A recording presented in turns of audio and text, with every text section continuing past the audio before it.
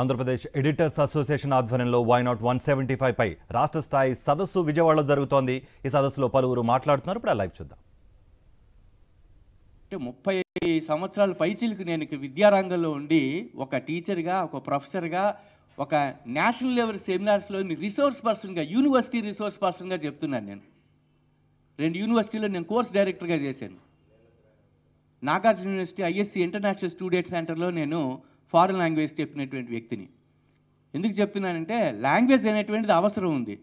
అక్కడ కూడా కన్ఫ్యూజన్ అనమాట. అంటే మాతృభాషను కూల్చేస్తున్నారు. ఎవరు మాతృభాషను కూల్చేయలేదు, చాలా చక్కగా తీసుకొచ్చారు.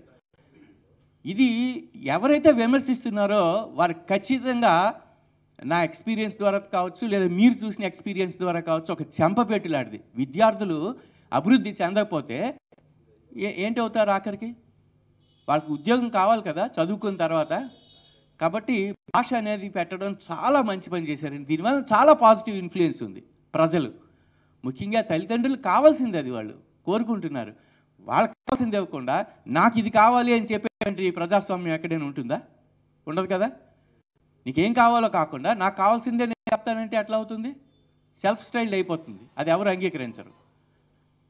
ఇది కాకుండా ఇప్పుడు ఇంకనే అడ్వాన్స్డ్ చెప్తాను. మీరు నిజంగా ఆశ్చర్యపోయేటువంటి సంఘటనే ఇది. ఫారిన్ లాంగ్వేజెస్ అంటే 5 foreign languages, French, German, Spanish, Italian, Japanese and Chinese కూడా ఈ గవర్నమెంట్స్లో మన ఓపెన్ స్కూల్స్ అన్నింటిలోని పెడుతున్నారు.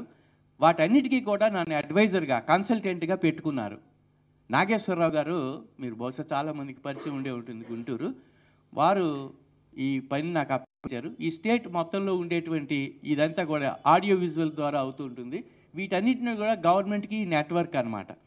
నేను అనేక దేశాల్లో ప్రజలతో మాట్లాడుతూ ఉంటాను. ఈ 6 భాషల్లోని అనేక సార్లు నేను ఇంటర్ప్రెటర్గా చేశాను.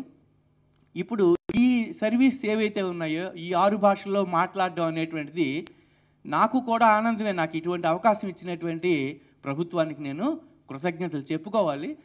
మరి ఇదే భాగంగా విద్యార్థులందరికీ అనేక మందికి ఫారిన్ లాంగ్వేజెస్ పెట్టడం అంటే ఎంత కష్టమో మీకు తెలుసు. అంటే ఎంత ముందంజలో ఉందండి గవర్నమెంటు. నేను విద్యార్థిని కాబట్టి నా పర్స్పెక్టివ్లో చెప్తున్నాను.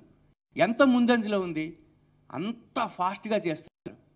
ఈ ఫ్లూకి వెళ్ళి నేను ఈ ఫారిన్ గవర్నమెంట్స్తో మాట్లాడడం, వాళ్ళతో కరస్పాండెన్స్ చేయడము గత 2-3 నెలలుగా ఇదే చేస్తున్నాను నేను పని. ఇదే పని. హైదరాబాద్ వెళ్తే ఈ ఫ్లూ వాళ్ళతో మాట్లాడటము, లేకపోతే జాపనీస్ గవర్నమెంట్తో మాట్లాడటము, వాళ్ళతో ఆ లాంగ్వేజ్లో నేను రాయగలను, మాట్లాడగలను. జాపనీస్ స్క్రిప్ట్ రాస్తాను. అయితే ఇప్పుడు ఏంటంటే అంతగానే అడ్వాన్స్డ్గా ఉండేటువంటి ఇంకొక సంఘటన చెప్తాను. ఈ పని కూడా చాలా ఆనెస్ట్గా చేస్తున్నారు వీళ్ళు. నేను ఏలూరు తీసుకెళ్లారు, ఒకసారి సమావేశానికి తీసుకెళ్లారు. ఈ ఓపెన్ స్కూల్స్లోని వాళ్ళకి టార్గెట్ ఏంటండి? వాళ్ళకి ఏం వస్తుంది చెప్తే? డబ్బులు ఖర్చు పెట్టి చేస్తున్నారు. ఎలాగ వాళ్ళని వృద్ధి చేద్దాం ఒక్క నిమిషం రెస్ట్ తీసుకోకుండా నేను చూసేట్టు చెప్తున్నాను. వాళ్ళు అసలు తిండి అనేటువంటి తర్వాత పెట్టారండి. ఎంత రాక్షస పనిగా ఉందంటే రాత్రి పగలు ఆలోచించేస్తున్న. ఆఖరికి నాకు అనిపించింది ఏంటంటే ప్రభుత్వంలో వాళ్ళు ఇంత కష్టపడతారు. నేను ప్రైవేట్ రంగం వ్యక్తిని, ఇంత కష్టపడుతున్నారండి ప్రభుత్వంలోని. ఇంకొక చిన్న విషయం చెప్పి నేను ముగిస్తాను. ఏపీసీఎన్ఎఫ్ అనేటువంటి విషయం మీకు తెలుసు. RYSS. RY అంటే రైతు, SS అంటే సాధికార సంస్థ. రైతు సాధికార సంస్థ అనేటువంటిది గుంటూరులో ఉంది. మీకు తెలిసిన విషయమే ఇది. Andhra Pradesh centre for natural farming అంటే ఏంటంటే సహజ వ్యవసాయ పద్ధతులు. ఇది senior IAS officer Vijay Kumar గారు దీన్ని చైర్మన్, అధ్యక్షులుగా ఉన్నారు. అలాగే మన శ్యామ్యుల్ ఆనంద్ గారు IAS, అట్లాగే రామారావు గారు IAS, వీరు కూడా ఆయన CEO, చీఫ్ ఎగ్జిక్యూటివ్ ఆఫీసర్. ఇందులో నన్ను ఒక ఏపీ గవర్నమెంట్కి